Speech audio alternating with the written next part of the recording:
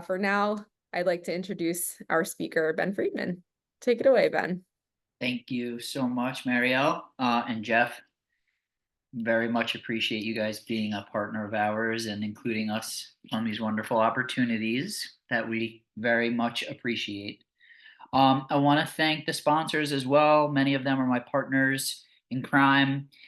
We do lots and lots of events together. We have a very close-knit group, and we're all very good people, and we all like to refer each other to also very good, reliable people. So please, feel free to ask me, any questions you have about any of the other sponsors, and I'd be happy to give you my professional opinion. And lastly, I'd like to thank everybody for the time change. I had a conflict in my schedule this morning, and here we are at 3 o'clock, and we still have quite a large group. So thank you again. I am going to share my screen here. And Jeff, if you could just tell me I'm good to go once I do that, I would appreciate it. Sure. And we are looking good. Okay. So everyone, um, this is a 1 hour CEU OPP class for property managers, community association managers. All of your contact information and community association license number will go, as we said, to Jeff and or Marielle. They'll get it to me. We'll send it through the DBPR website. It might take a few days for you guys to see the credits, but if you don't get them at any point, my contact information can be shared as well, and we will be happy to do it for you. We'll do this class in about 45 minutes. Um, just want to throw out there that this class really is for any kind of building project, any large scale project that may be going on at your property or another property, that you guys may be involved with. Specifically here, we're going to talk about windows and doors, but use this information for paint projects, roofing projects, elevator projects, anything that the building is going to undertake, and where people are going to be involved, and safety is a big concern, and planning and expectation. So let's jump into it.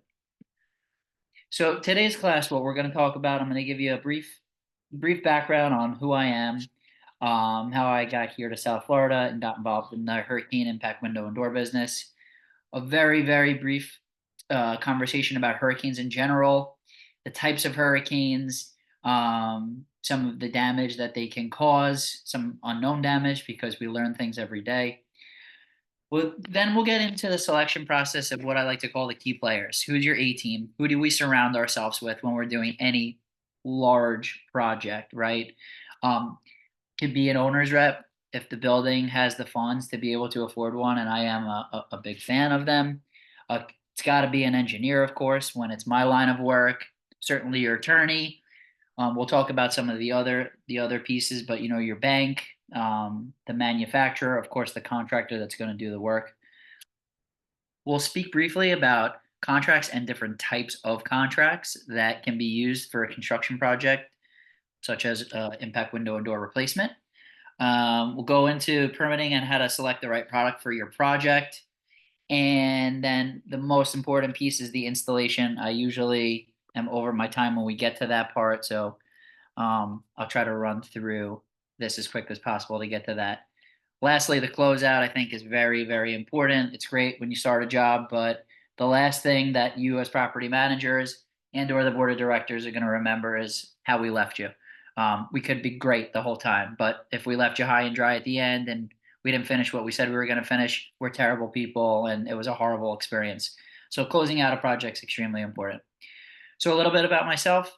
Graduated college I'm from the Northeast, from Connecticut. In 2005, I came into the window and door industry in 2006 in New York, and then I was given an opportunity to come to South Florida in 2007 to start a business for a New York-based company. I grew it, and I grew it, and I grew it, and in 2012, I had the opportunity to buy it. So I am the business owner. I am a licensed contractor. I'm insured. I'm bonded. We have work comp. We typically don't subcontract out any work. If we do, it's with contractors that we work with, and it's solely just a business decision to do it that way, and it works well for everybody. And our big thing that we pride ourselves on is what we call, and if you find us on the internet, you'll see we provide turnkey white glove service. So I preface this with information has been updated multiple times since this class has been approved. This class goes back, I don't know, 5-6 years. So information needs to be updated on some of this stuff. But Category 1 hurricane are winds in excess of 74 miles per hour, up to a Category 5 hurricane, which are winds in excess. I can't even see my screen here. I can't even see the bottom part of my screen, but our winds in excess of currently now the building code is either 175 or 185 miles per hour. So again, this has to be updated. A typical hurricane, 300 miles across with an eye of 20 to 40 miles. An average 3-year period, roughly 5 hurricanes strike the U.S. We have a lot more now, warmer waters, climate change. So again, information needs to be updated. We experience hurricanes from Texas to Maine, Southern California. Close to 300 hurricanes have hit 19 of which in the Gulf and North Atlantic coast U.S. states since 1851. Of those Atlantic hurricanes, 45% land in Florida and Texas. We know that those are going to be the hot spots. And hurricane season peaks in mid-August to late October. Don't be shy and sleep on the fact that we may see some hurricanes maybe in November, and we may even see them in July. So, the point of this is, yes, do we get extremely busy and active, now at this time of the year? We do, but it doesn't mean that we should close our eyes and forget that it is hurricane season and things can happen at any particular point in time. Here's a wind speed map. This really shows here, this is from the Florida Building Code, and what this shows in the dark areas, those are the demographics that are prone to have a high probability of high velocity hurricane, wind speed, and pressure systems, also known as hurricanes, to hit. So as you can see, you have the whole Gulf Coast, you have Florida, of course, the entire state is in there, and then you'll have some of the Carolinas as you run up, the East Coast. Here's a couple pictures from Hurricane Andrew. You'll see in one of the pictures there's a piece of plywood that has, split up a palm tree, which is wild to imagine, but it is true and it is real. And then you have a 1x4 piece of wood. That royal palm tree is probably 30-40 feet tall. So if you can imagine that 1x4 that goes through the trunk of the royal palm is probably 25 feet in the air. So it's pretty crazy stuff. I unfortunately but fortunately had the I want to say pleasure to contribute to the rebuild from Hurricane Ian. We had never seen anything like that. I've been here in South Florida since 2006, 2007. Like I said, there really haven't been any hurricanes. We have an office in Boca, in North Miami, in Naples, and Fort Myers. And what happened on the West Coast was absolutely devastating. I've never seen anything like it in my life. We had a project going on at the time, tractor trailers on job sites, that way 30,000 tons or whatever it was just acted as floating vessels down a street, our material, windows and doors in these tractor trailers that were a mile away. They just got lifted up and pushed. It was a big storm surge, not a huge wind event, but a big water event. So these things are no joke. They're crazy. I couldn't believe what I saw. And again, got to be prepared because it's only a matter of time. That's what we know. So let's go into the process a little bit in this piece of the discussion, and then I'll open it up for questions. And Marielle and Jeff are monitoring the chat. But in this piece of the presentation, what we talk about is the process, right? Let's go through the process. Who are the key players that we want to assign to our project? Our owner's rep, perhaps a project manager, a project management firm, an attorney, an engineer, the contractor, of course, the bank, maybe our insurance agent to find out if the windows and doors are being sold are going to allow us to qualify for insurance savings, perhaps. And I also like to throw in there a key player being the manufacturer. I think that that's pretty important. Why? I, as the contractor, can tell you that the manufacturer is the best thing in the world, and this is why you should buy windows from me that I'm buying from them. But at the end of the day, we need to partner with the manufacturing facility that we feel comfortable with that's going to be there for us at the end of the day. There are going to be service issues. There are going to be warranty issues. And down the road, you're going to want to know that that manufacturing facility that we proposed or an engineer proposed and we all agreed with was the best fit for the project is going to be around to make good on some of these service related issues, because there's always issues. As part of the process, we'll talk about the specifications and the scope of work, how an engineer will create that, and they'll send it out to a group of bidders. Every property is going to be different. Most properties say they want to send it out to a minimum of 3 bidders. We've been on a bid list for 12. I mean, it's crazy to even think that a board got 12 bids, but they did. So there'll be a pre-bid meeting and a walkthrough that'll be part of the RFP, which is your request for proposal from your engineer or the architect or a project manager and owner's rep. We'll go through how bids should be submitted to properties through the sealed bid process. I learned my lesson the hard way with that, and I'll tell you about that in a few minutes. And then ultimately, at the end of the process, before a decision's made, your owner's rep or project manager and or an engineer is going to be able to provide a side-by-side comparison to the board of directors to let them know why company XYZ is at $1 million and company ABC is at $1.2 million, and all the things that XYZ included and all the things that ABC included, and why you should spend more money or you shouldn't spend more money because of the leveling process and what's included versus what's excluded. So key players, as I said, owner's rep. Owner's rep's really important. Not every building has the money for them. I really do believe in them. We partner with a lot of owner's reps firms. We know what their expectation is. They know what our expectation is. They're the quarterback, right? You as property managers, you have a job to do.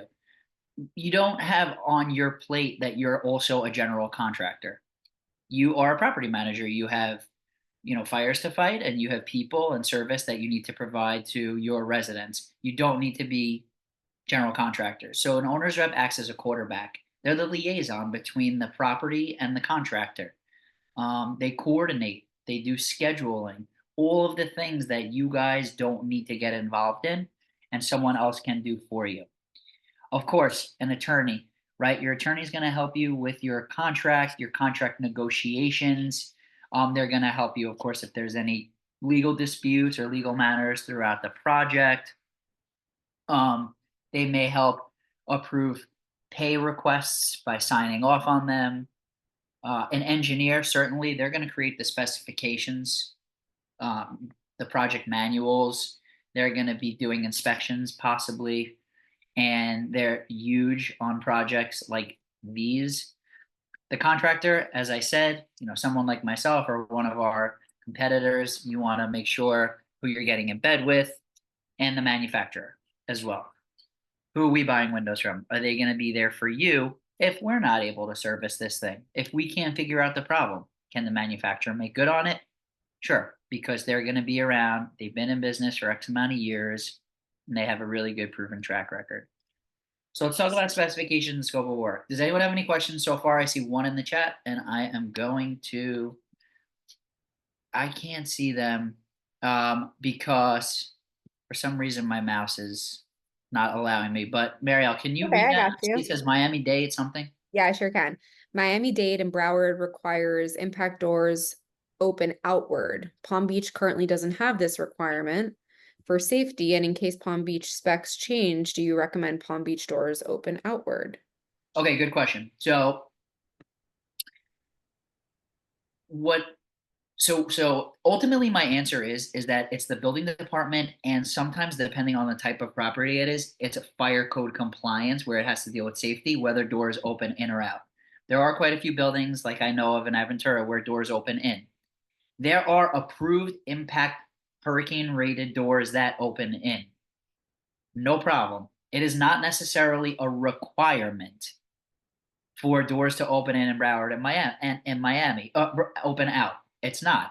A lot of the time they open in because, think about this, you have a building that has a catwalk. So you have access from the exterior of the building to each of the individual units.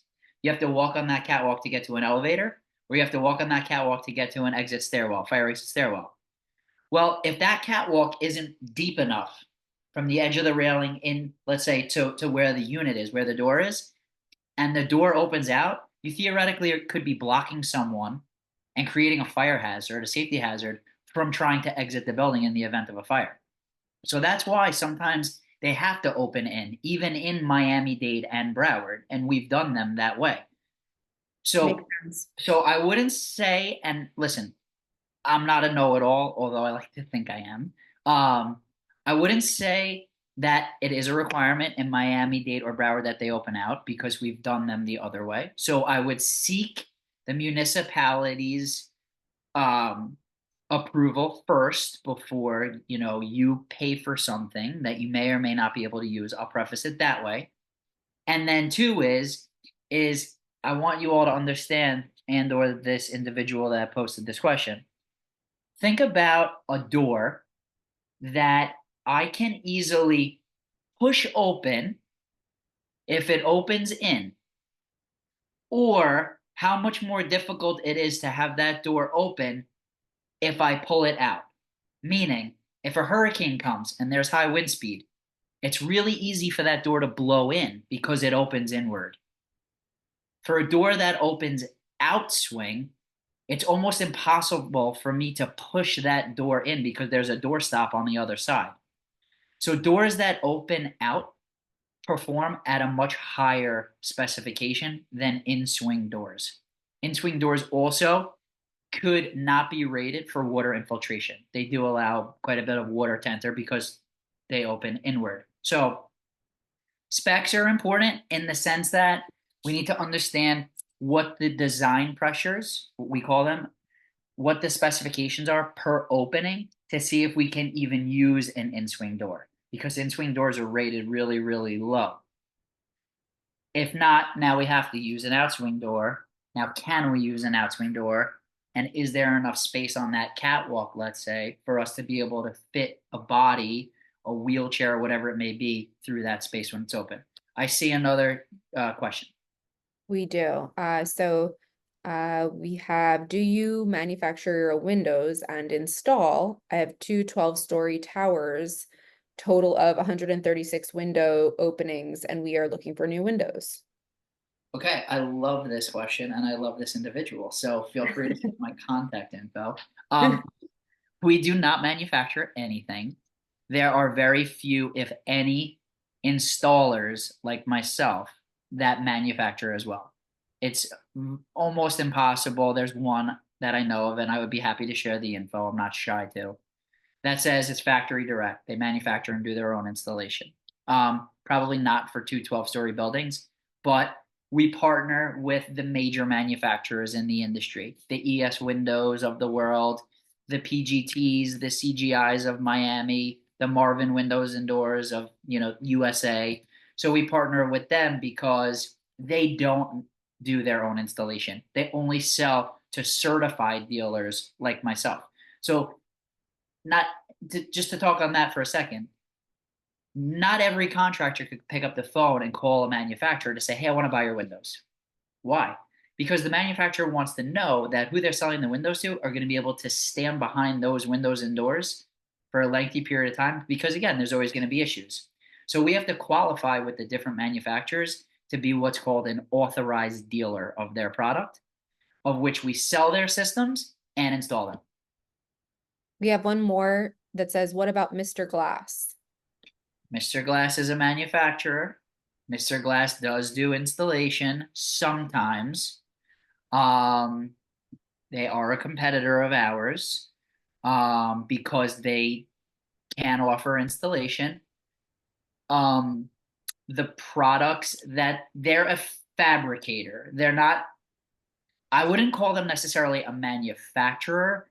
They are a fabricator. So they buy aluminum extrusions, a lot of them from Colombia, from ES Windows, and the glass, and or they buy the glass here and they just assemble it. So they're like assemblers, let's call it. Could we do that? Sure, but that's just not the line of business that we're in. So yeah, Mr. Glass is a manufacturer. We compete with them every day. Some jobs they want to compete with and other jobs that they can't. So we will have more questions. Let's continue the presentation. Okay. We'll come back. So I see. Okay, Yes. cool. Thanks, guys. Cool. So, all right, let's talk about specs and scope of work. So specs, Engineers are going to create a spec book and a project manual. They're going to detail out the entire project.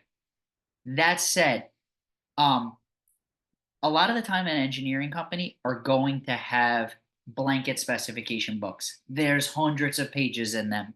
The most important thing is that there's detailed information though about your specific project, listing who all the key players are, the property information, the year the building was built, the building code requirements today, what the building code requirements then, there might not have even been any.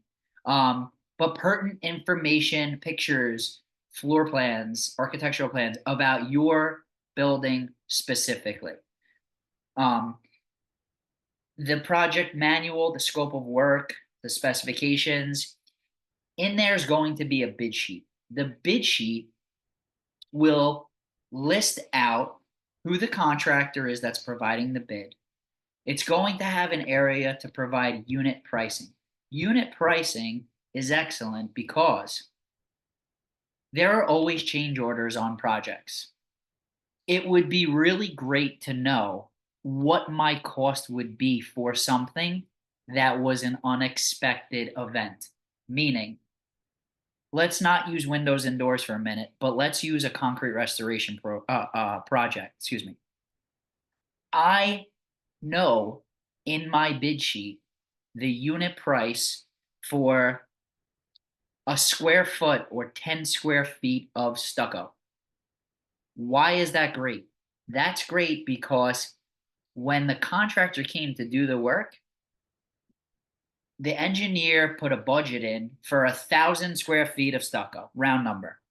But the contractor had some extra concrete repairs they had to do, and they wound up using 1,200 square feet.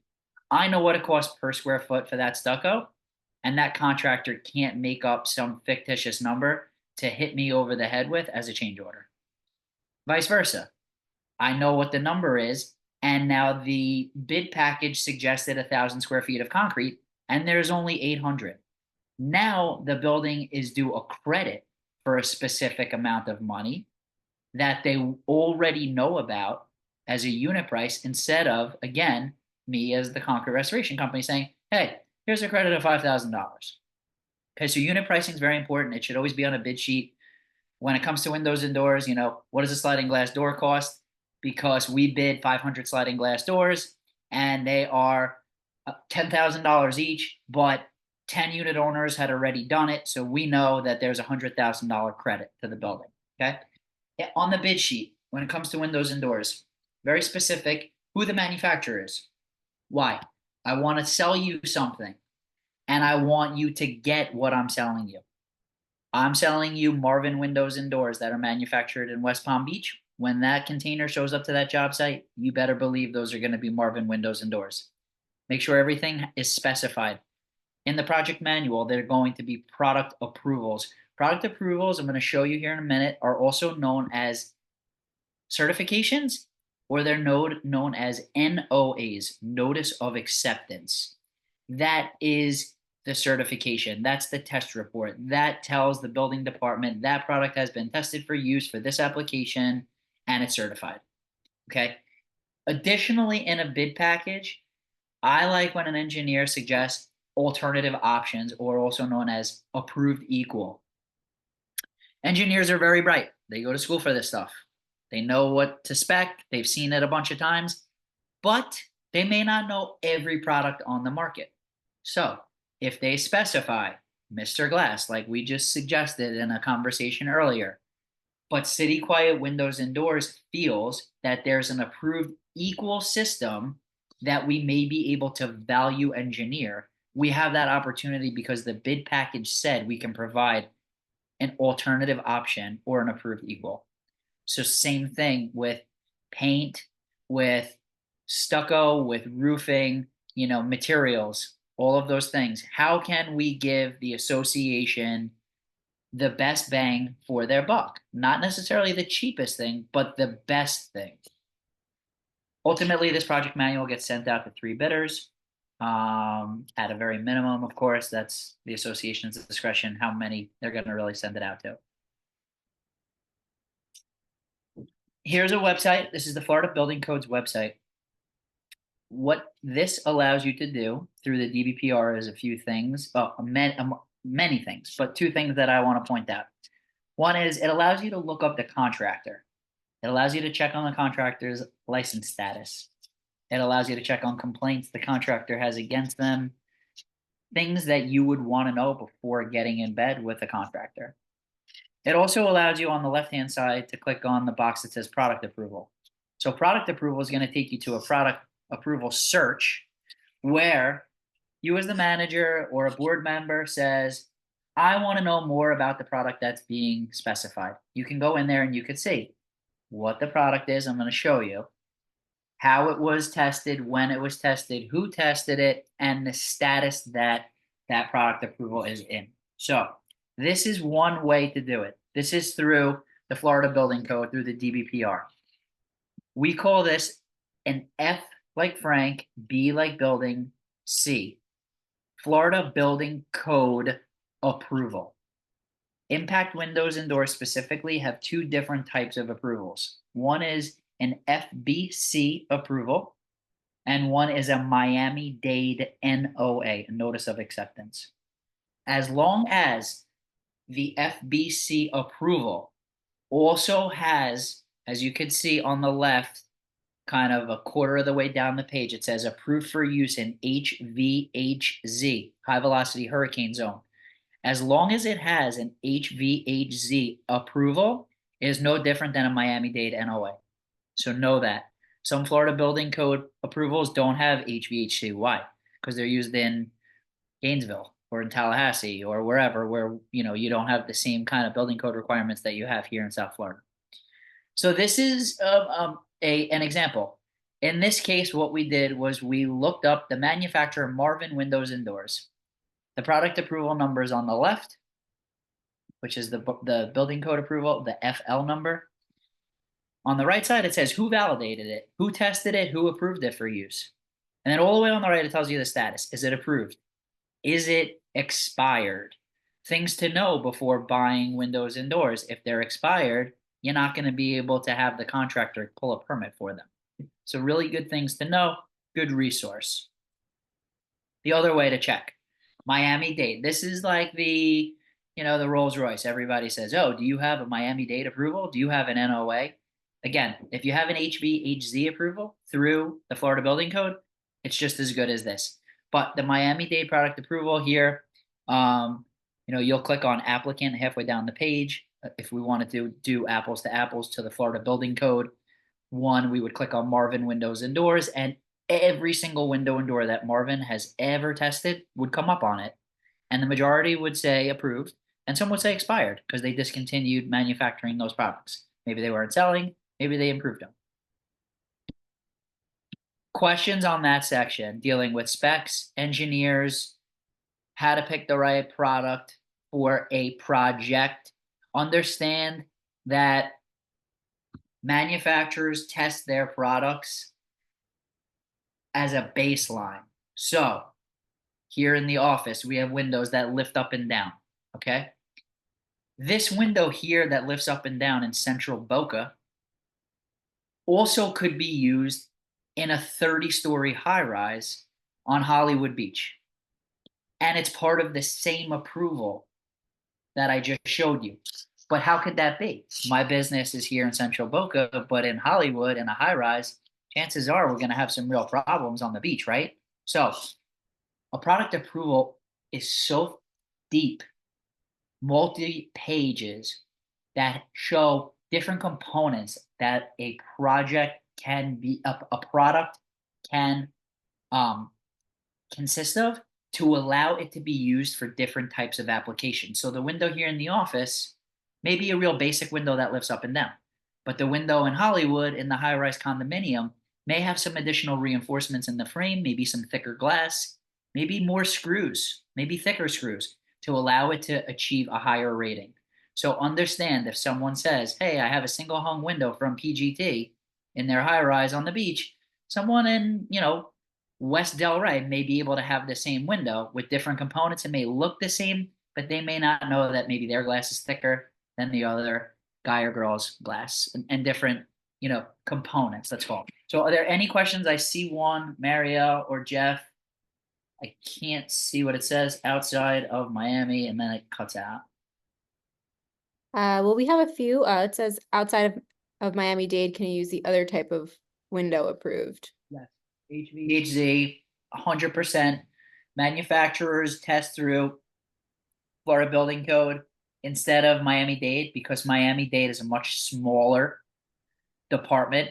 Florida Building Code is a lot more employees. They approve stuff way quicker. So some manufacturers that want to get an approval will go through Florida Building Code because they're going to get it approved much quicker, and it costs a lot less money. So the answer is, if it has an HVAC certification through the Florida Building Code, it is no different than the Miami-Dade NOA, and it can be used in Miami-Dade, Broward, Palm, you name it.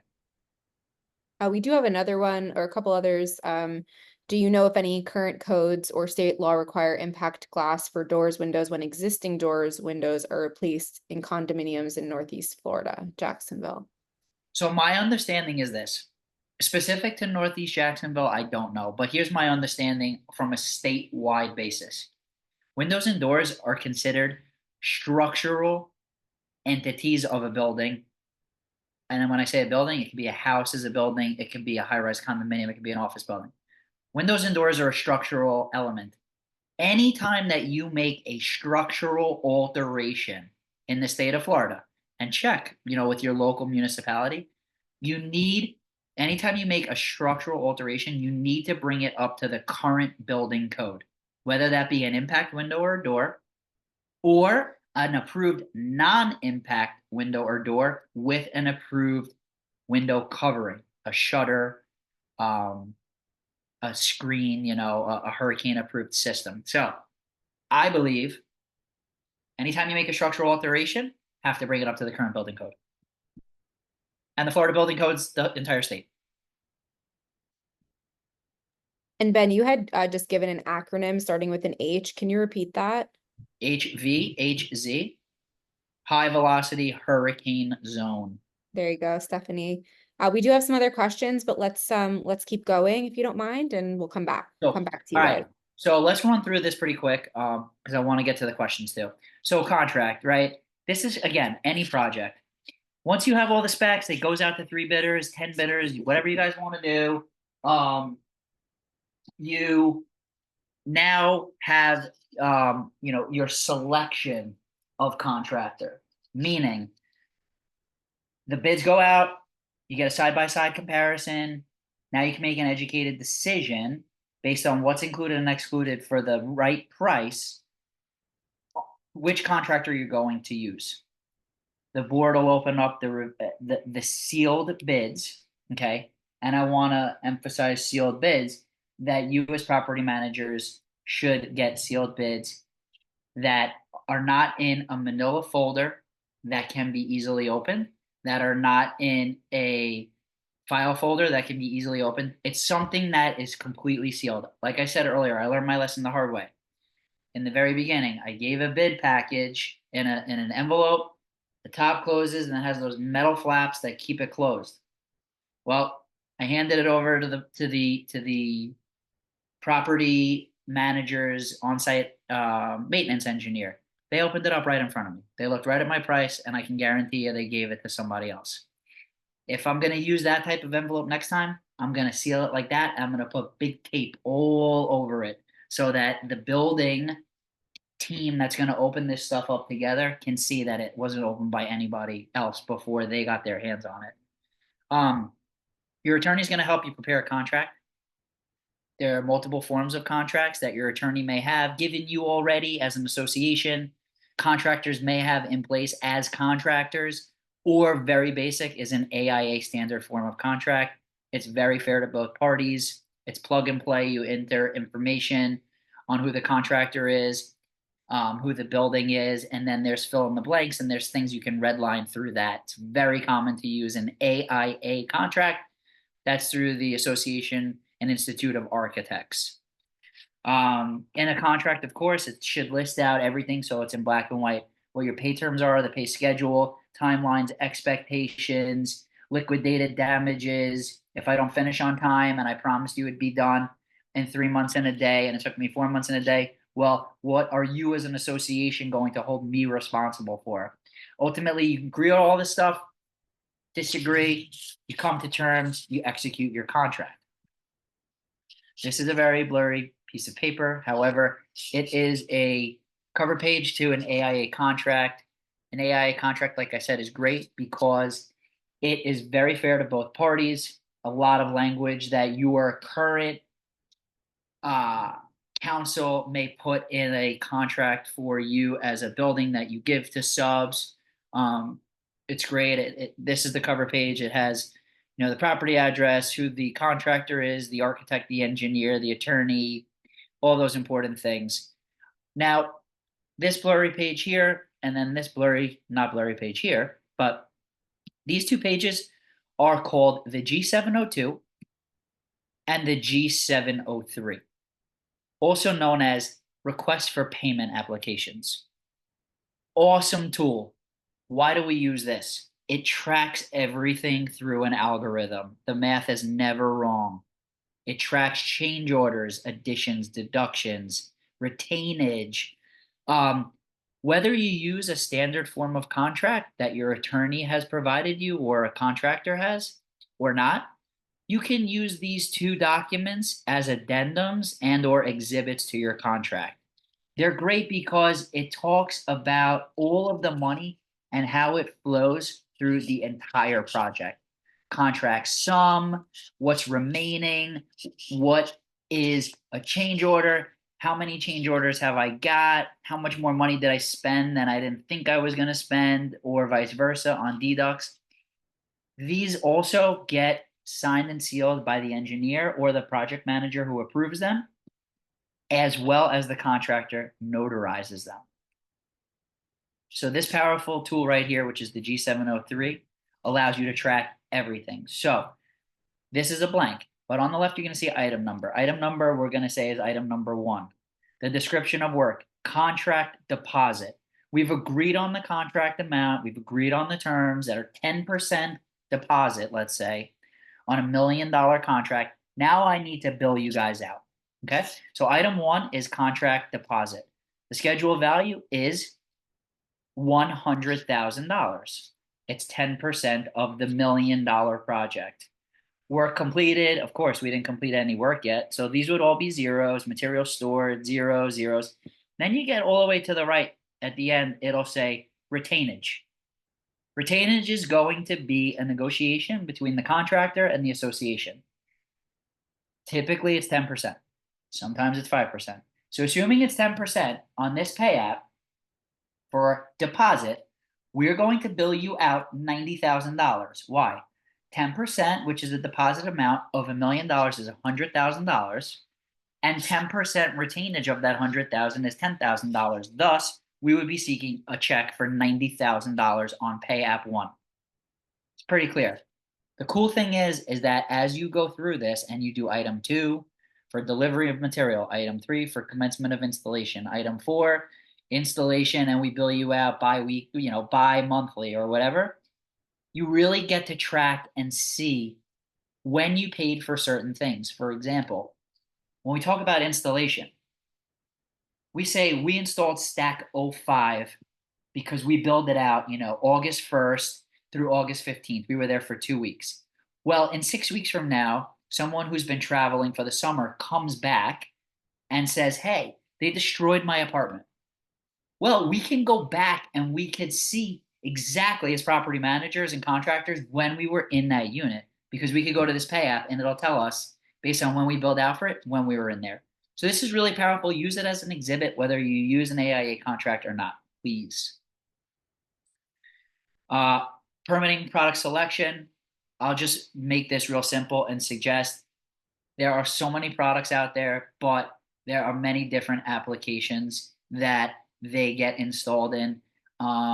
Your engineer is going to request that the contractor, like us, be very specific in the product approval and highlight or circle all of the components that we're using in the systems we're proposing to use, because they can be used, again, here in the office in Central Boca, or they could be used at a high rise in downtown Miami. So we got to be real specific and highlight all of the details within there. I just did one. We're working in East Fort Lauderdale. We're doing a bunch of commercial storefronts. And in the product approval, there were two types of screws that can be used: 1/4 inch diameter screws or 5/16 of an inch diameter screws. We chose 1/4 inch screws, but it said you need to have 5 screws on either side of the frame. If you use 5/16 inch screws, you only need 3 screws on either side of the frame. We had 5. Engineer came out and said, "Why do you have 5? You only need 3." We said, "Because we're using this type of screw." As you can see, we highlighted that in the product approval. Moving forward, a draftsman or a draftswoman are going to create shop drawings. What shop drawings are, they're very detailed drawings that show to scale what a window or door is going to look like and how it's going to function. I have a sliding glass door here in my office where when I'm standing outside looking in, the left panel slides over and the right panel is stationary. I'm going to give you, for unit 501, that drawing because unit 501 wants to make sure that when they get their new stuff, it's exactly the way that it was before we removed it. A window and door schedule is going to be based on site-specific information. Apartment 501, 2-panel sliding glass door, left slides, right stationary. We write that down. You guys keep a copy of it on hand at your property. We keep a copy of it on hand in our job site trailer or at our office. An expediter or a permitting company is going to submit the package and track all the comments and kickbacks and feedback. The expediter is an awesome resource. They have relationships at the building department. They can walk a permit through. They can get a call from a intake, clerk at the building department and say, "Hey, you forgot page 5 of 7," instead of an automated email coming to the contractor saying, "We're missing stuff. We got to go. We got to pick it up." No, we use expediters and permitting companies because they have relationships at the building department, and it is efficient and it allows us to get the permit going as quickly as possible with as few road bumps as possible. Last, when it comes to product selection, samples, huge thing. You wouldn't think it. Ask for samples from your contractor. If you're doing a roofing project and you're getting, barrel tile roof, well, there's a million different barrel tile roofs. When it comes to windows and doors, we talk about frame finish. Many buildings have a white frame finish, and many buildings have a bronze frame finish painted. Some people refer to it as black. There are a million different white frame finishes. Every manufacturer has a different one. Same thing with bronze. There's light bronze, there's dark bronze. Get a piece of metal from your contractor that shows you what finish you are getting. Keep it in your office. You sign it, we sign it. Same with the glass. If I told you that we're going to come out and give you green glass, there are 10 different greens. You want to know that the green you saw at the showroom that we brought to the building that the board approved is in fact the green that we are showing up with. So keep these samples at the property, and we keep a copy of the sign-off samples for our records. And this way, everybody is on the same page. Installation, last piece of this. Then we'll do questions. Installation is the most important thing, okay? Any window or door that any licensed contractor like myself are going to propose to use are all tested and all approved. Why? Because if they weren't, we wouldn't be able to get a building permit for them. So they all have been tested and approved in a controlled environment, in a testing lab, okay? That's really different than them being tested by Mother Nature. So the installation is super important because we can provide you a certified window or door, but if it's not installed properly, it's only going to perform to how it was installed. So this goes for apartments, for condos, for commercial space, wherever it may be. Hotels, we do a lot of hospitality work. We work a lot in assisted living facilities. The biggest thing I want to throw out there is that a pre-existing condition report should be done and kept on file with the property, whatever it is. Association, hotel, doesn't matter. It should contain videos, photographs, notes of damage, anything so that you can protect your butts and we can protect ours when Mrs. Jones comes downstairs and says, they broke my tile that was by my sliding glass door. Well, let's go back to this report and photograph and video and see if we actually did break it or if the tile was cracked before we got there. Because we don't want to retile her whole home. So big on pre-existing conditions, make sure be very tedious. Have your contractor take lots of videos, lots of photos, mark it all down, and create a logbook that you keep on hand and we keep on hand.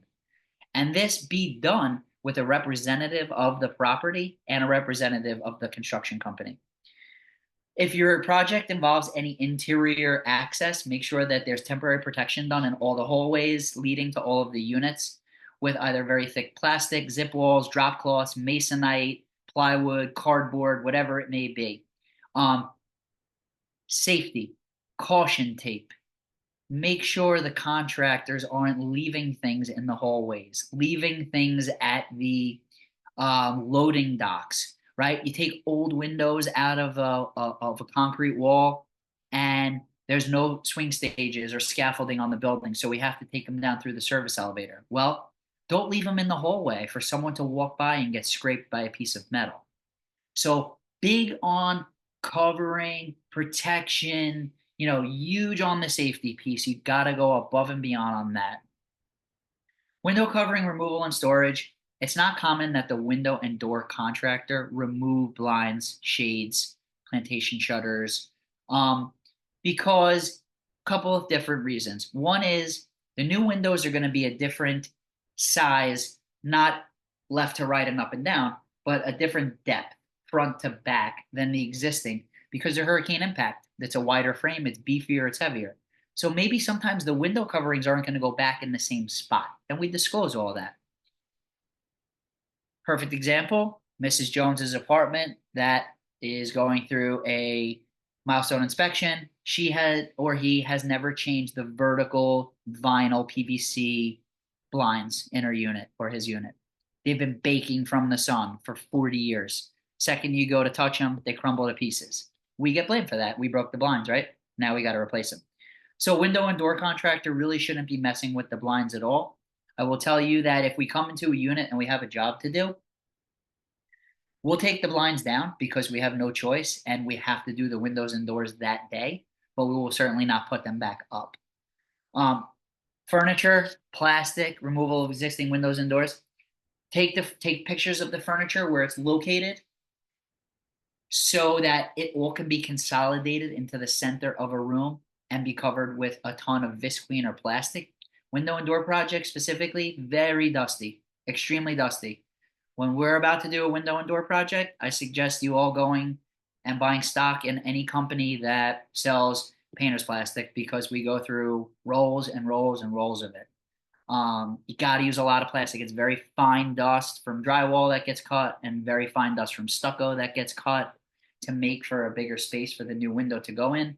And when a window's out of the hole, on one side of the unit and it may be out of the hole on an adjacent wall, the wind is going to blow and it's going to push dust all over the place. So yes, do we cut with a grinder that has a vacuum attached to the back of it and a lot of the dust goes in it? Sure, but not all of it. So lots and lots of plastic gets used before the removal of the existing windows and the doors. Again, make sure all the debris is carted away. Window and door projects, a lot of the time, if not all, should be done from the exterior. Swing stages, cherry pickers, mass climbers on the exterior of a building. You don't want this stuff being tracked through your building. You don't want us using your elevators. You have residents that need to use the elevators. When the windows and doors are taken out, get rid of the garbage right away. Don't leave it there for someone to trip and fall and or get hurt. Once you get rid of all this stuff and you prep the unit now for the installation, an engineer may very well suggest that waterproofing be commenced before the window or door get installed. What waterproofing is it is a membrane that gets applied onto the concrete structure before the window and door go in, because if any water gets behind the window and door, you don't want it getting in the concrete to ruin the rebar and the post-tension cables, the guts of the building. So waterproofing of openings a lot of the time is required.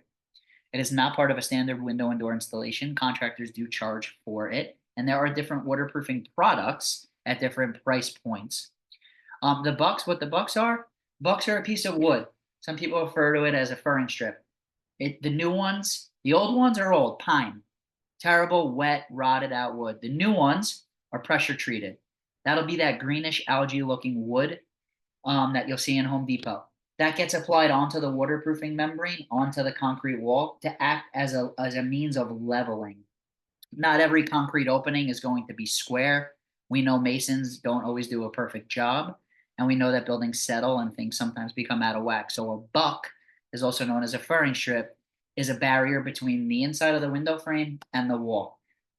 The buck, a lot of the time, needs to be waterproofed as well. So you waterproof the concrete opening, you put the bucks on that are pressure treated in case they do get moist or wet, and then you waterproof those bucks. Now we can put the window and door in. Easy part. All of this other prep stuff is the time-consuming stuff. Window and door installation. Make sure that the contractor uses high-quality products. I know it's silly, but highly corrosive salt air environment, right? We're using stainless steel fasteners everywhere. Products with a really good long warranty, caulking that's not going to yellow or pit, caulking that has a really good warranty. There's a cost associated with a stainless steel screw that costs $2.50 versus a regular zinc screw that costs $1.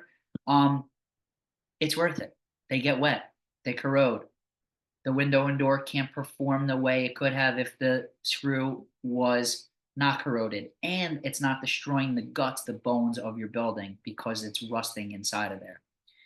Once you do your installation, of course, you're going to have inspections. Two ways. The city is going to inspect the work, or an engineering firm, possibly your own engineer, is going to have what's called a threshold inspector's license. That allows them to also be known as special inspectors. They can conduct the inspections, create a logbook that the building department will approve. This is huge. Spend the money on it. Why? The city tells us, if we call an inspection in for tomorrow, the city tells us they're going to be there between 9 and 5. Well, if I'm in Marielle's building and she's the manager, her rules of her building may be contractors can only work between 8:30 and they have to be out of the elevators by 4. So in order for me to be out of the elevators by 4, I have to start cleaning up at 3. So I can get all my stuff in the elevator, go up and down 10 times with all the different people, wait for it, so on and so forth. The building department says they'll be there between 9 and 5. So if the building department's not there by 2 o'clock, maybe even 2:30, what do I do with an opening that I took a window out of already? I got to board it up for the night because the city hasn't been there to do their inspection. By having a special inspector's like a babysitter. They're there signing off on everything as you go. There's no waiting around. It saves a ton of time. They create a logbook, they leave it on site. We call the building department once every 2 weeks or once a month. They come out, they inspect the logbook. That's it. Great, great, great tool to use. Other scopes of work besides windows and doors do allow for special inspectors. So when you're doing a different type of scope of work, make sure you ask if that's something that you can have. Of course, the project's now done in that unit. We moved the furniture back to where we found it because we've gone back to those photos and videos and saw where everything was. Reinstallation of window coverings, never. Contractor says, we'll take them down if we have to because we have a job to do, but we're certainly not going to put them back up. After it's all said and done, guys, this may seem crazy, but you got to clean up the dirt and debris and all the dust. Can't tell you how many window and door contractors, some of which you probably know the names of, and others that you don't, they don't even clean the frames. They don't even clean the glass. They put the window in, they walk away. So I know it sounds crazy, but you want everything to be clean. Why? What if there's a scratch in the glass and they're dirty? How would you know that if you didn't have it clean? What if there's a scratch on the frame? How would you know that? Lastly, a couple pictures of some work we've done, and this is the last piece, and then we'll go into questions. Closing out a project, again, You could be a hero. You could finish ahead of schedule. But if you don't close it out right, you're the worst guy on the planet or girl on the planet. You did a terrible job. You're not getting a referral. So closing out a project should start with a walkthrough. Okay. This is a visual inspection done by someone representing the building and someone representing the construction company to go through and create a punch list. A punch list is going to detail out what is open that needs to be completed. I like a punch list that gets completed in sections as you go. So let's use a building that has 10 stacks, stack 01 through stack 10. I'm working in stack 01 and 02, working vertically at a time. When I finish those two, then I move my swing stages over to the 03 line and the 04 line. I want to go and punch out the 01 and the 02 line with a representative of my company while I'm working in the 03 and the 04 line. Why?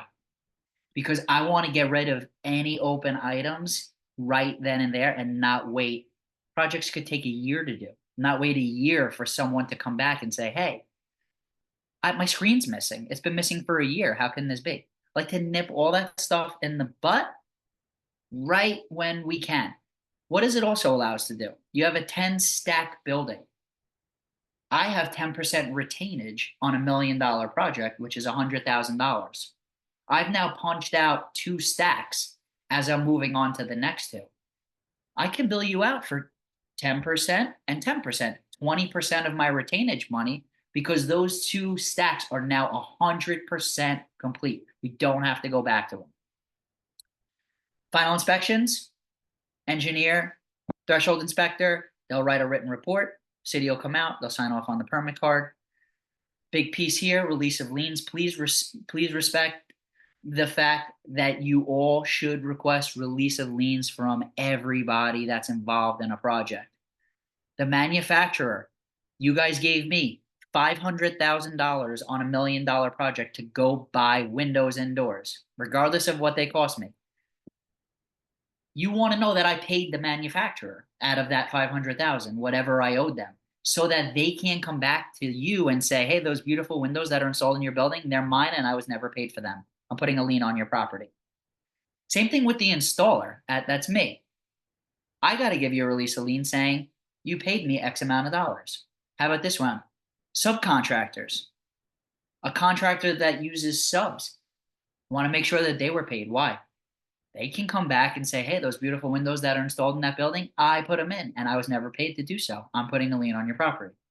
Make sure you get a release of lien from everybody. Suppliers, manufacturers, installers, subs, anyone that's contributed to this project.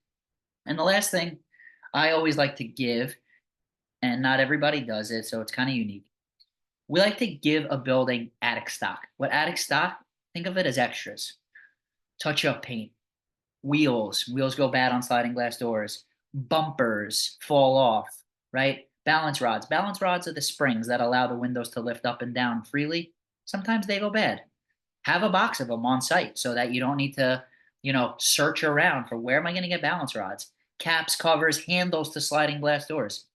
Manufacturers change their products regularly like we change our phones. When I change my phone, I can't use this case anymore. I need to buy a new case. Well, same thing with a sliding glass door.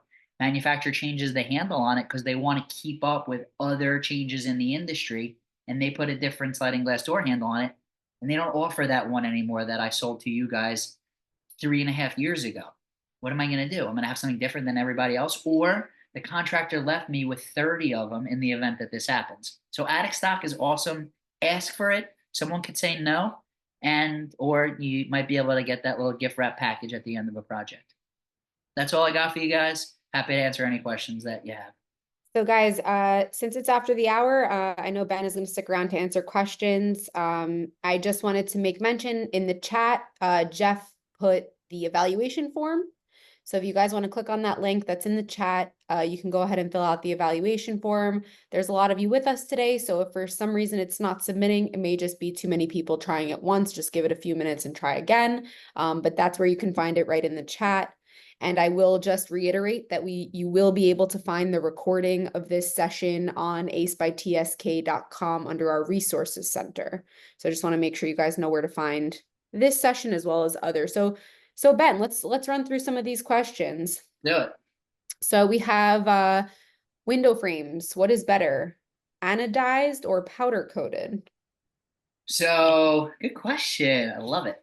So anodize is a process. Anodizing, what it means to anodize is you take basically mill finish aluminum, which is unpainted and untreated, and you bathe it in like these 6 different acidic baths to give it what's called the anodized finish. There are different color anodized finishes.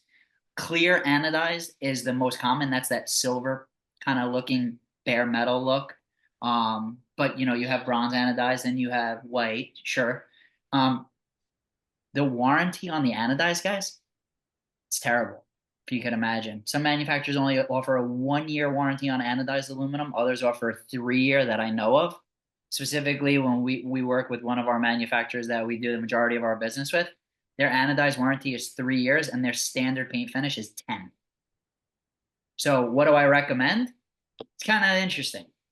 One is, yeah, if I don't have a painted finish, powder coated painted finish, nothing's going to go bad with it, right? Okay. On the flip side, what if something does go bad with it and I only have a 3-year warranty and I could have got a product that has a 10-year warranty? So, I like the warranty part of it the best. If you're in a highly corrosive salt air environment, there are 2 types of powder coating that are used. One is called a 2604 finish. Well, there's 3, 2603, 2604, and 2605 is called Kynar, Kynar. That's the highest quality of paint that you could put on an aluminum frame. And that's highly recommended by any window and door installer and or engineer in highly corrosive salt air environments. Thank you. Amazing. Do all doors being replaced, do you need a permit for each door? So I guess I'll answer it because I can't ask a question because I don't know if this individual is still around, but the answer is twofold. Well, the question becomes, is this a project that we're doing for the association, or is this a project we're doing for the individual unit owners? Who's paying for it? If the unit owner individually is paying for it, they're individual permits. If we're working for the association, we have a contract with the association, we could pull 1 permit. Okay. Are heat strengthened windows also impact? Heat strengthened glass is a form of laminated glass. Laminated glass is impact glass. Laminated glass is the front windshield of a car. Heat strengthening it is adding an additional layer of structural integrity to the glass. So when these products, it's impact glass is 2 pieces of glass with a laminate in the middle, and it gets heated up in what they call an autoclave. And the autoclave can be set to different temperatures, and once it's over a certain temperature, it becomes heat strengthened, and that makes the glass even to be able to hit at even higher specification than just a basic piece of, let's say, monolithic laminated tempered glass. Does the permit process check the specifics of door/window design for location installation? That is, can we depend on municipality? Good question. No, we have to give them a floor plan and show them where the product is going. They don't care what it looks like. That's a building thing.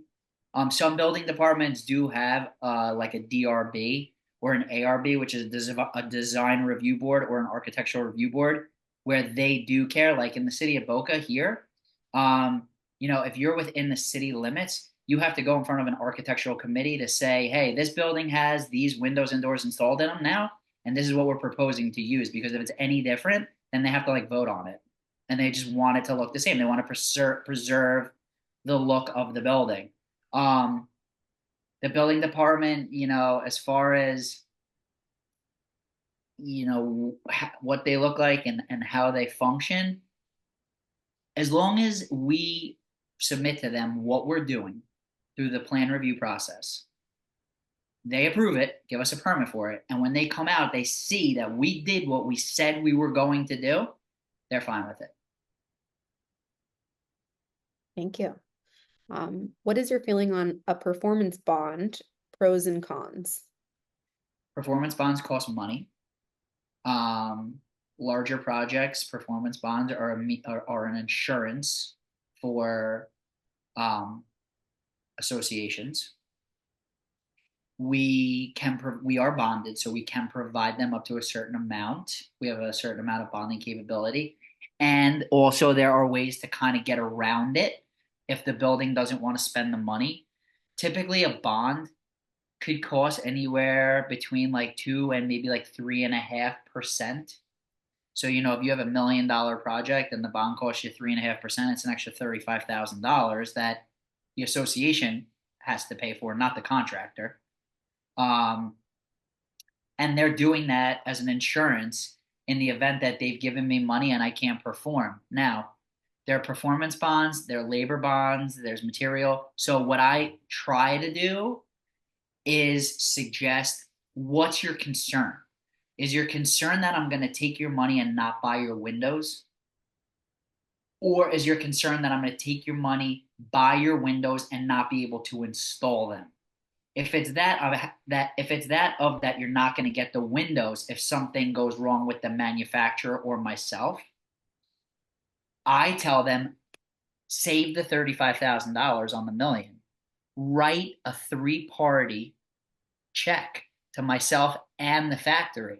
So in theory, you're paying the factory directly for the windows. The money's not even passing through my account. So at the worst case scenario, if I disappear, your windows and doors are paid for and they're getting delivered to your job site, and you just have to find somebody to install them. So there's a way, like I said, to save money. Now we're working on a project in Sunny Isles and they're adamant about a bond. The project is $1 million. That's what it is. It's a 15-story building in Sunny Isles. It's through a milestone inspection, the whole thing. They're adamant about a bond. We'll provide it. They're paying like 2.8%. So they're paying an extra $28,000 for a bond. And, that's what's going to make them sleep at night. So it's a good tool. It's an insurance, policy. I think if the association, the attorney, the referral, right, does all that really good due diligence, especially if it's a referral, do you need it? I don't know. Hey, my neighbor just did, a $3 million window and door project, came out great. Do you need it? I don't know. It's a lot of money. It's an extra $100,000. I don't know. I think it probably depends on who you're working with and have you worked Sure. with them before? Are they Yeah. trusted? Look, we try to do a reputation? lot of work that's referral based. A Right. lot of the people that are on this Zoom right now, we've worked with, and those that we haven't can use them as referrals. We give referrals that are good referrals and bad referrals because, Marielle, I could list you as a referral. You're gonna say over the moon for us, right? But Yeah. I like to also give a referral that we had a struggle on. How did we deal with the struggle? Yeah. Did we deal with the struggle? Did we show up? Did we make good on it? Right. Well, that's the kind of business owner you are, right? I And like for that's the people kind to of hear. people we have in our group. I like for people to hear that we had a struggle on a job. We said that the lead time was X, Y, and Z. It was 10 weeks and it was 15 weeks for whatever reason. What did we do about it? Because we're on a tight schedule. Well, there were things we did in that 5-week shutdown to get us to the point where it didn't hold us up at the end of the job, and people could speak proudly about that. So Yeah. I like good referrals and bad referrals. Those things make a big difference Yeah. when you're making those kinds of choices. So we have Angela, she has 2 questions. Should engineer and contractor explain the process to owners prior to removing current windows that may or may not be that may or not be able to replace? I think maybe what that's referring to is, should the unit owners be explained what the expectation is of a window and door project happening in their unit? And I say 100%, you have a town hall. We come in, we have this conversation through Zoom, in person, whatever it may be, and explain to them this is the deal. This is what your expectation should be. And they can ask questions at that point. We bring a sample of the window and definitely. I mean, listen, the more communication that you can give to people, the less headache the property manager has. And again, the property manager has a job and they have a full plate. I can feel for these property managers. I deal with them every day. They don't need to play the role as a general contractor, too. And then her second question is, who moves furniture away from work area, owner, or does the installer help? We try to tell them to be as proactive as possible. Some people can't physically, right? Older people, older crowd, whatever it may be. Some people just can't. So we do it. We take pictures of it all. We consolidate it to the center of the room. Then we put plastic all over it. There are things that can't be replaced in this world, right? Sit here in my office, pictures of my children, things that the kids made for Father's Day, whatever it is. I can't replace that. So I'm going to probably move that out of the way before someone comes and works in this office. That's what I would do. I would say to people, be proactive. People put stuff on their windowsills, right? They put like little tchotchkes on their windowsills. They got it in Italy or in Greece when they went on their, 20-year anniversary. They're not going back. They can't replace it. I broke it. Now what? How am I going to fix that? So just be proactive. Should impact windows or doors be replaced if there hasn't been any damage, such as if a hurricane has passed, but there are no issues that you can see? Is there a life expectancy, Southwest Florida? Yeah, I mean, these insurance companies think that there are life expectancies. Some of them say like 30 years, some say 40 years. I say that these things sit outside in the Florida sun, just like my head that's burnt here, and bake. The seals, the gaskets, the rubber, that stuff dries up. It goes bad. It gets corroded. Just because you haven't seen water intrusion in your unit doesn't mean that those water intrusion issues don't exist. A lot of the time when you see water intrusion in your unit, it's not even coming through your windows and doors. It's coming through a neighbor's, probably the guy above you or girl above you and or next to you.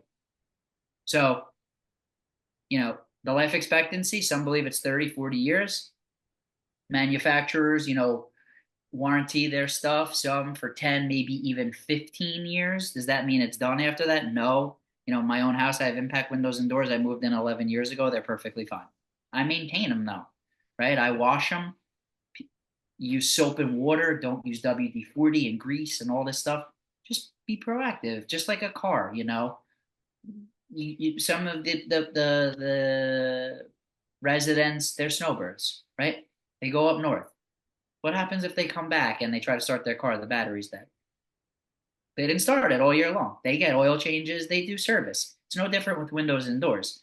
These windows and doors have, let's say, ones that lift up and down, they have springs. If you don't keep them in use 1 or 2 times a month, one time when you go to lift them up, the spring is going to just snap because it hasn't been used. So, do certain things that you can proactively, like I said. Does contractor have the right not to return shutters, but keeps them for scraps? Negotiation. So negotiation, what that question refers to is the metal itself. The metal is a commodity. So that metal gets sold to a scrap metal company, and whoever sells it gets to keep that cash or check based on the weight of that garbage or that scrap. It's a negotiation. Honestly, the cost, it's a commodity. So aluminum, it trades on the market, on the mercantile exchange for whatever it trades at. The cost to bring a window frame or a shutter to a scrapyard, and it has to be clean aluminum because that's how you get paid good money for it, as opposed to unclean, which you get dirt for. The cost to go and do that is pretty high. You have to put people on a truck and you have liability driving it there, and then you have to get a check and deposit, yada, yada, yada. It's not a whole lot of money. So some buildings will say, hey, can I have a credit for all of the aluminum? And you try to like make them feel good or negotiate something with them. But really, what I do with it, honestly, I just tell my technicians, hey, if you guys want it, take it. If you want it and you want to clean it and you want it to bring it to the scrapyard and you guys get your cash for it and use it as, gas money or beer money, whatever you guys use it for, go for it. But for me, the liability associated with taking it there in one of my trucks, It's a lot of time, it's not even worth it. You explain the proper way in which hurricane glass should be cleaned so it doesn't get damaged, which you just kind of were going over this. Soap and Could be water, part of the soap and meeting. water, no blade, Soap and water, no blade. no blades, no razor, nothing. Okay. And no WD-40. No WD-40. If you need something as a lubricant type material, make sure that it's a silicone spray. Okay. Good stuff. David, we'll come back to you about the certificate. I don't believe this course, there are very few of these courses that are certified for the board members, but we'll come back to this. Are there different impact window thicknesses? Glass thicknesses, yes. Frame depths, yes, there are. There are some new modern products out there that are real slim looking that are used in a lot of these modern, contemporary like architectural homes because they want to see as little metal as possible and as much glass as they can. There are different thicknesses of glass. Don't be mistaken that if someone comes to sell you a window or door and says our glass is thicker, means that it's any stronger than someone else's glass. That's not true. Terrible sales tactic, and it's done all the time. Wow. Right? Thickness of glass is one component.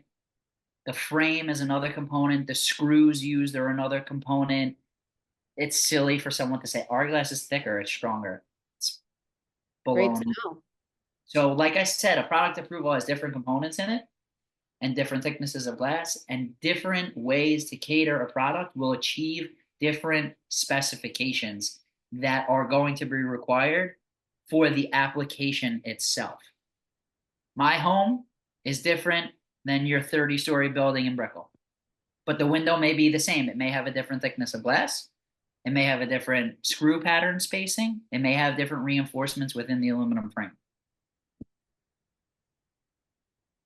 What is the story with gas in windows? So argon gas is used in a glass package called insulated glass. Insulated glass is used for the highest level of energy efficiency as possible, heat reduction. Personally, I think it's a gimmick. It's insulated glass. It's used here in South Florida. I think it's a gimmick. I think that on a national level, everywhere but here, I think it's really great. I'm from New York, in case you haven't realized that. I know you know that. But New York, it's cold a lot of the time. It's warm sometimes. The drastic change in climate allows for that glass to be able to insulate a home really well and keep it warm when it's cold out, or keep heat out when it's warm. So insulated glass, why I think it's a gimmick, is you have your impact glass, the two pieces of glass with the film in the middle. Then you have a half an inch of airspace that's filled with gas. And then you have a piece of non-impact glass. And that's all welded up and heated up together. But the non-impact piece of glass is on the outside. It's facing the street. So if something flies around and hits it, it's going to break, no different than the window that you have installed in your home right now before you put impact glass in. The difference is that you have that impact layer on the inside to protect something from flying through it. Wow. So you still have to replace the glass. That's why I think it's a gimmick. And it costs maybe 15 or 20% more upfront. How much money are you really going to save in your FPL bill by using it? Not enough that it makes sense to use. Honestly, I don't have it in my own home, and I own the business. I could have whatever I want because the manufacturer wants to give me things for free, right? Yeah.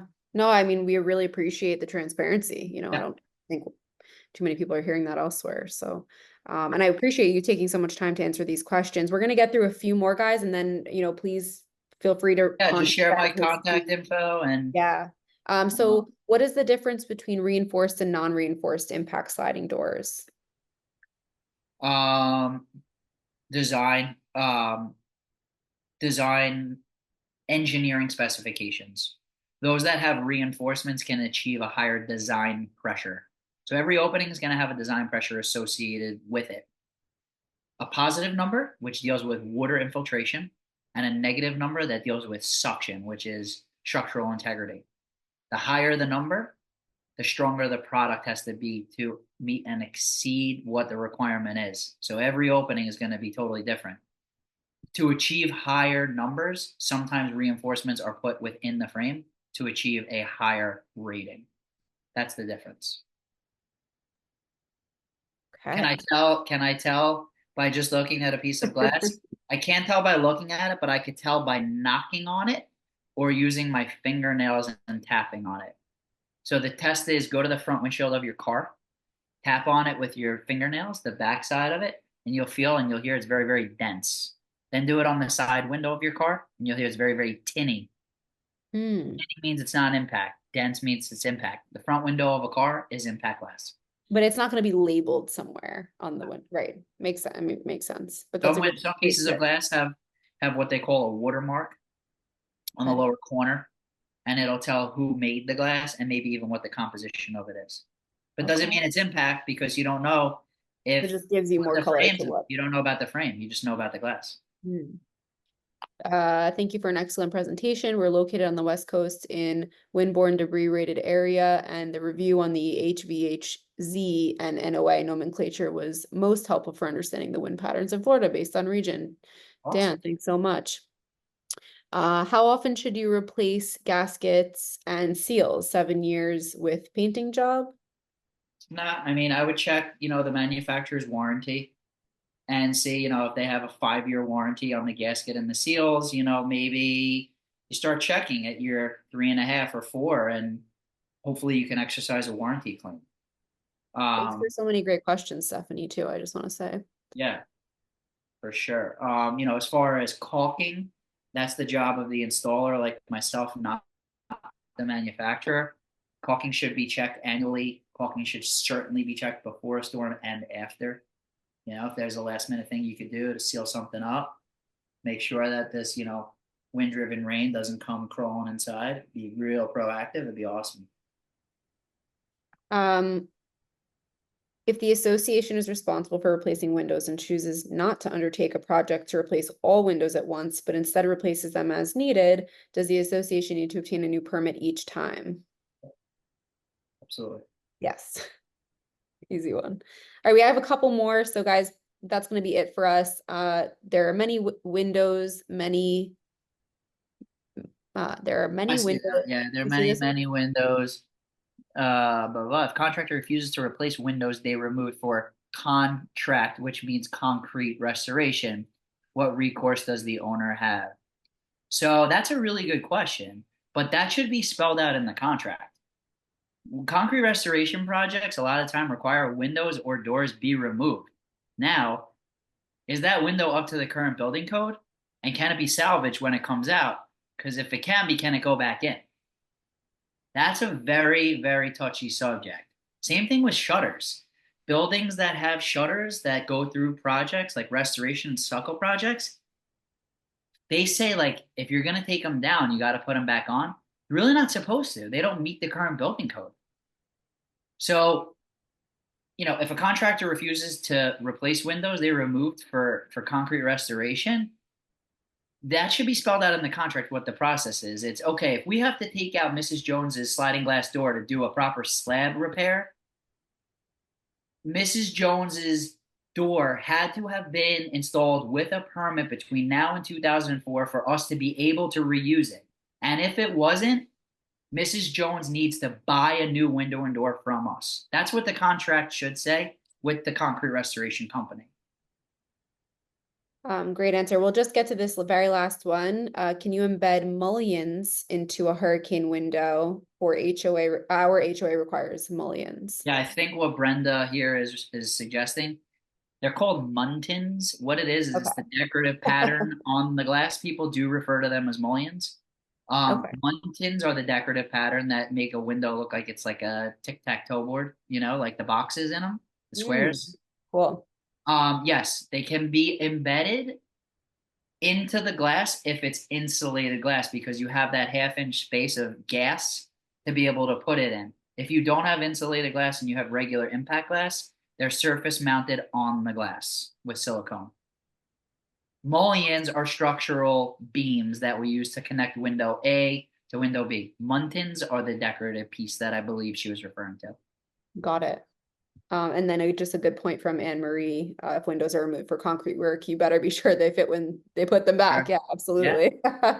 Guys, I just want to first of all say thank you to Ben for taking so much time. This was Yeah, my very pleasure. informative. We got some really great feedback. And I want to just mention, with 110 of you guys still here, that this recording will be up on the acebytsk.com site in the next few days. So you absolutely can share it with your boards, with your colleagues. Yes, we had some questions about who you can share it with. It's accessible to anyone. So this was so much great information. I hope you are encouraged to share. And if you haven't already grabbed the evaluation form, it is in the chat. Please fill out the evaluation form. That's where you're going to find contact information for Ben, for his team, and for our other amazing service providers. Ben just also is kindly adding his Yeah. contact information, even his direct phone number, into the chat. So we'll leave this up for a couple minutes so you guys can grab that. And just thank you so much. This was My fantastic. pleasure. Thank you guys. As I Really said, good stuff. we really appreciate you including us. Yeah, absolutely. Thanks, Jeff, Ben. any final remarks? Jeff, thank you.